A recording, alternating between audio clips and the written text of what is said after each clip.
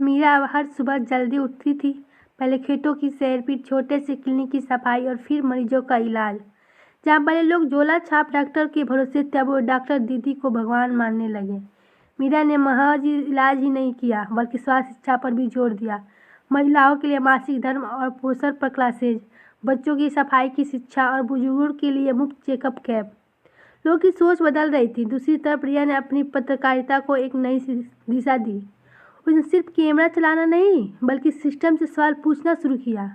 उसने एक सीरीज शुरू की जहां सरकार नहीं पहुंची, जिसमें ऐसे गांव दिखाए जाते थे जहां आज भी बुनियादी सुविधाएं नहीं थी। मीरा की क्लिनिक उसकी पहली स्टोरी थी। एक लड़की जिसने खुद से सरकार को आईना दिखा दिया। स्टोरी वायरल हो गई। कई लोग मदद के लिए आगे आए। एक दिन गांव में एक रहस्यमयी बुखार फैल गया। बच्चे, बूढ़े, जवान सभी बीमार पड़ने लगे। मीरा दिन रात बिना रुक के काम करती रही।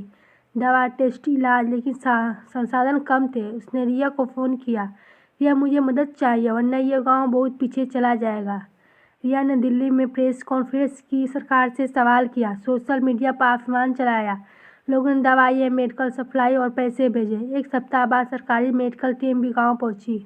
महामारी के बाद मीरा को समझ आ गया कि एक छोटा सा क्लिनिक काफ़ी नहीं है, अब पूरे इलाके को एक हॉस्पिटल की ज़रूरत है। उसने रिया के साथ मिलकर एक एनजीओ की रजिस्टर की, संधान, जिसका मकसद था ग्रामीण इलाकों में गुणवत्तापूर्ण स्वास्थ्य सेवा पहुंचाना।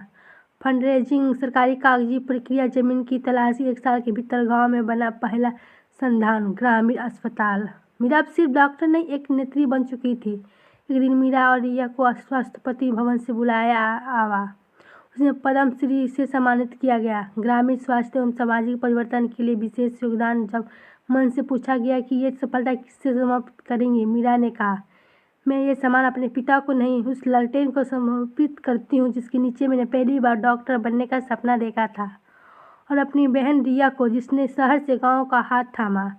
तालियों की गूंज में एक गाँव की कहानी अब पूरे देश की प्रेरणा बन चुकी थी। कहानी का सीख, एक लड़की, एक किताब और एक सपना, यह भी बदलाव के लिए काफ़ी हो सकता है। दोस्ती सिर्फ दिल जोड़ती नहीं है, समाज बदलने की ताकत भी बन सकती है। गांव और शहर की दूरी मिट सकती है अगर इरादे सच्चे हो। मीरा और रिया की कहानी अब ख़त्म नहीं हुई। अब वे दूसरे गांव में हॉस्पिटल खोल रही है और गांव की बेटियों को डॉक्टर, इंजीनियर और लीडर बना रही है।